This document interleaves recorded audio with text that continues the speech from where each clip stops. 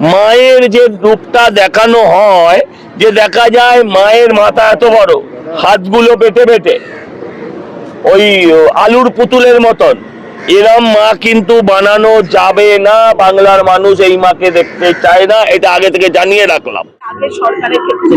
আমি যখন বিজেপি ছিলামও না, আমিও তখনও টাকা নিইনি। টাকা যদি এই সরকার দেয় তাহলেও নেব না, এবং আমি সেটা বিরোধিতাই করব। প্রত্যেক বছর মাধ্যমিকের পর প্রচুর স্টুডেন্ট মারা যায়, তার থেকে বেশি মারা যায়নি। প্রত্যেক বছর মাধ্যমিক উচ্চ মাধ্যমিকের রেজাল্ট বেরোলে যত মারা যায়, হ্যাঁ, ওই আপনার নিটের পরীক্ষার প্রশ্নপত্র ফাঁস হয়ে অত মারা, দলটাই শহীদ হয়ে গেছে। শহীদদের আমি সম্মান জানাই। শহীদদের নিয়ে এতদিন যে অসভ্যতামি হতো, সেটা এবারে হতে পারবে না।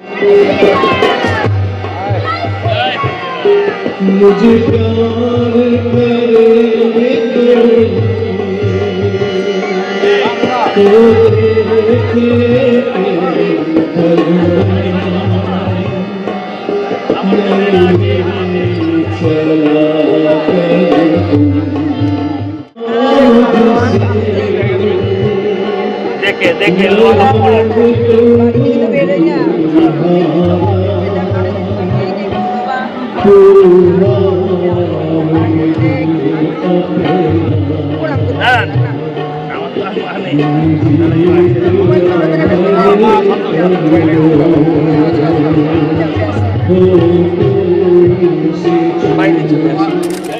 রয়েছে, যেটা বারবার বলা হচ্ছে যে বাহ্যিক আড়ম্বর থাকবে না, মাকে মায়ের মতো করে পুজো করা হবে। বাহ্যিক আড়ম্বর থাকবে না যারা বলছে, আমি তাদের দলে নয়। যাদের আড়ম্বরের ক্ষমতা হবে না তারা বাহ্যিক আড়ম্বর রাখবে না। আমি বলছি বাহ্যিক আড়ম্বর থাকবে, বাহ্যিক আড়ম্বর থাকবে, চোখ ধাঁধাবে, চোখ ঝলসাবে, সব থাকবে, কিন্তু মাকে মায়ের মতন রাখতে হবে। আমি এই কথাটা পরিষ্কার করে বলে যেতে চাই যে বিভিন্ন দুর্গা মণ্ডপে আমরা দেখতে পাই মায়ের যে রূপ দেখানো হয় সেটা আদি সনাতনী রূপ নয়।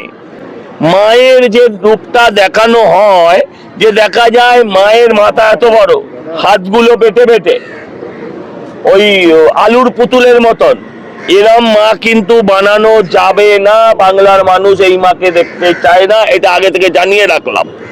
এটা বাকি পুজো কমিটি গুলোকেও আমি অনুরোধ করব, যদি না হয় তাহলে কিন্তু বাংলার মানুষ সেখানে দাঁড়িয়ে বিক্ষোভ করবে, সেই বিক্ষোভে আমিও থাকবো। ঈশ্বর নিয়ে, ঠাকুর নিয়ে কোনো খেলা হবে না। মাকে মায়ের মতন করতে হবে, যাকে দেখে আমার হাত জোড় হবে সেই মাকে তৈরি করুন। যে মাকে আপনার দাদু প্রণাম করতেন, আমার বাবা প্রণাম করতেন, আমার ঠাকুমা, আমার মায়েরা প্রণাম করতেন। আপনারা শিল্প নৈপুণ্য দেখান, শিল্পীর পারদর্শিতা অন্য জায়গায়, কিন্তু দেবীর আসনে দেবীকেই বসাতে হবে, সেখানে কোনো পুতুল বসানো যাবে না। এই ব্যাপারে একজন সনাতনী হিসেবে আমি অত্যন্ত স্ট্রিক্ট হবে, এটা পরিষ্কার বলছি। যা চমকানো থাকবে তাতে চোখ ঝলসাবে, চমকে যাবে, শুধু চোখ না পিলেও। আমি আপনাকে বলছি, টিম ওখানে দেখাবো, টিম ওখানে দেখাবো।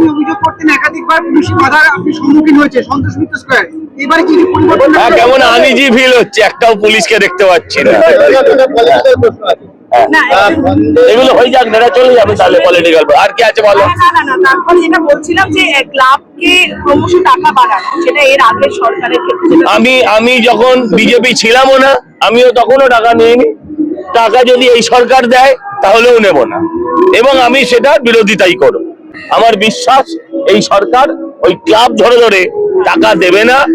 আরে যে ক্লাবের বাজেট 5 কোটি, 3 কোটি, 2 কোটি, সেই ক্লাবকে 1 লাখ টাকা দেওয়ার যুক্তি করে। হ্যাঁ, কিছু গ্রাম্য পুজো, হ্যাঁ, আমি এখনো জানি না সেটা সরকার কিভাবে সিদ্ধান্ত নেবেন।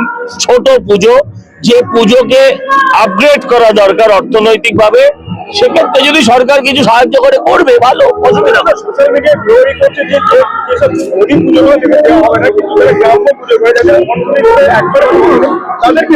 দিক না, এটা দিক, এটা দিক, এটা দিক।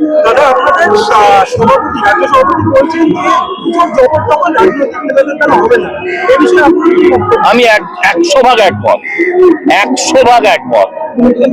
পুজোর দখল করা চলবে না, আমি ওনার সাথে এই বিষয়ে 100% একমত। দাদা এবং আন্তরিকভাবে একমত। সুরুচি এবং শ্রীভূমির পুজো নিয়ে ভালো করে হোক, ওই পুজোও ভালো করে হোক। না না, আমি কি হবে বিচার ভবিষ্যৎ নির্ধারণ করবো ওই পাড়ার লোক, আমি বলার কেউ না। কিন্তু কারোর পুজো হাইজ্যাক করার বিরুদ্ধে আমি, কোন পুজো কেড়ে নেওয়ার বিরুদ্ধে আমি চাই এই পুজোগুলো ভালো হোক, কম্পিটিশন হোক। কম্পিটিশন ক্রিয়েট দ্য মার্কেট, অর্থনীতিতে একটা কথা আছে, কম্পিটিশন ক্রিয়েট দ্য মার্কেট। আমি চাই এটা হোক, পুজোয় কম্পিটিশন হোক, তীব্র কম্পিটিশন হোক, একে অপরের সাথে ভয়ঙ্কর কম্পিটিশন হোক, এটা চাই। এই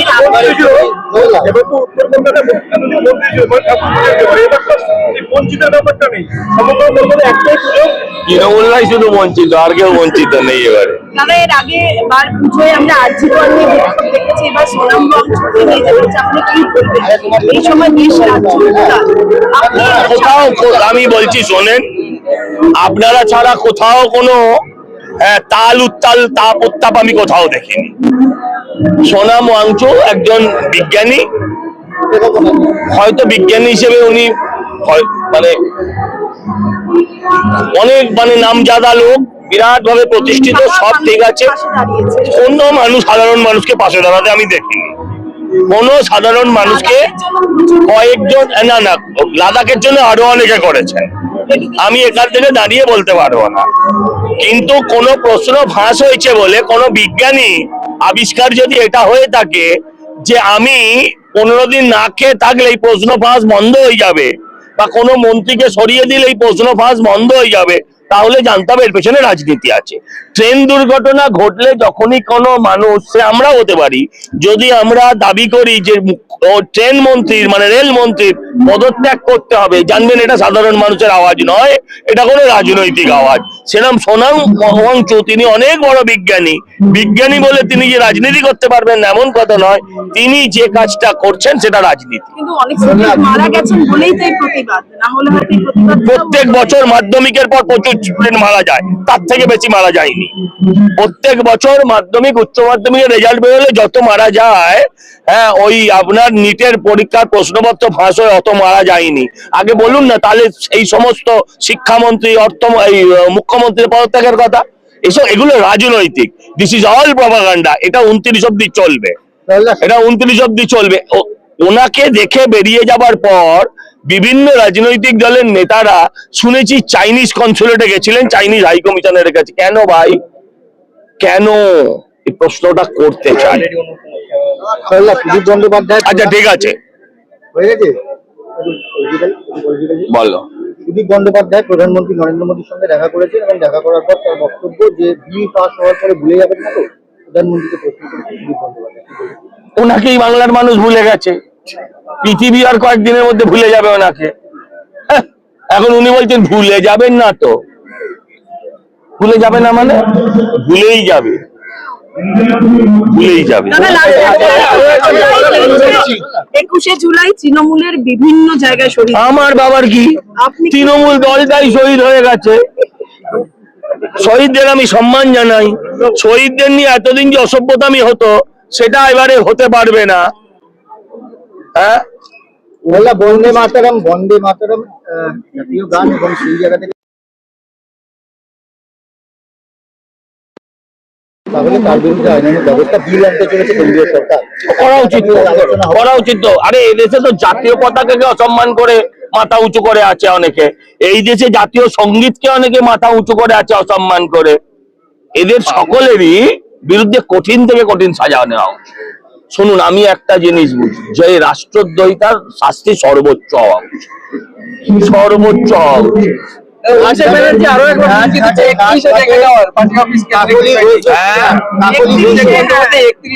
পুজোরও মাঝে মাঝে ইচ্ছে হয় চিত হয়ে শুতে।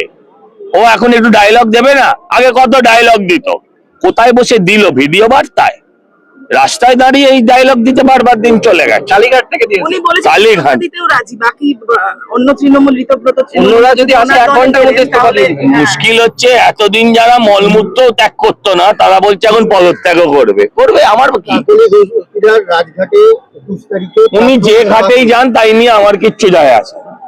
আমি এটা নিয়ে ওনাকে নিয়ে কিছু বলবো না, যা বলে দিয়েছি সেটা আপনার জন্য যথেষ্ট। উনি যে ঘাটে যান আমার কিচ্ছু যায় আসে। বাংলার মানুষের একটা মানবে। কথা যে রত্না দেবনাথের একটা মন্তব্য নিয়ে খুব কথা হচ্ছে, সেটা হচ্ছে মমতা বন্দ্যোপাধ্যায়কে উনি পেলে যদি কিছু না করার জন্য নর্দমায় ফেলে মারবেন, এটা বলেছিলেন। আপনার সেইটা- মেয়ের সাথে হলে আপনি এরমই ভাবতেন।